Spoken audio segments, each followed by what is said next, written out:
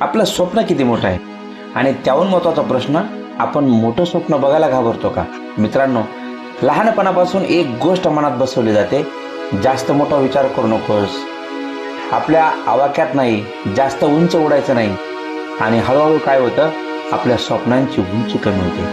मित्रांनो, मोठं स्वप्न पाहणं ही चूक नाही, मोठं स्वप्न न पाहणं हीच मोठी चूक आहे. अरे या जगात जे काही मोठं घडलं ते अगोदर कोणाच्या तरी मनात स्वप्न बनून जन्माला आलं, नंतर ते अस्तित्वात आलं. जर शेतकऱ्याच्या मुलाने विचार केला असता तर मी मोठा वैज्ञानिक होऊ शकत नाही. सामान्य कुटुंबातील मुलाने विचार केला असता की मी देशाचा नेता होऊ शकत नाही.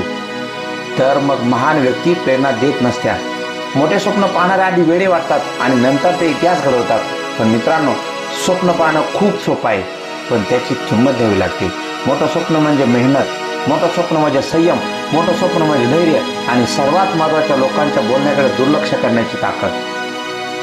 पण मित्रांनो, एक गोष्ट लक्षात ठेवा, लोक दोनच वेळा बोलतात, एकदा सुरुवात करताना व दुसऱ्यांदा जेव्हा तुम्ही यशस्वी होता. मित्रांनो, मोठं स्वप्न पाहताना भीती वाटते. भीती वाटते अपयशाची, भीती वाटते हसण्याची, भीती वाटते नकाराची. पण जो भीतीवर मात करतो ना, तोच पुढे जातो. मित्रांनो, मोठं स्वप्न पाहताना स्वतःला मर्यादा घालू नका. रोज थोडी थोडी प्रगती करा. यश आणि अपयश यामधला फक्त फरक एका गोष्टीचा असतो, ते म्हणजे सातत्य.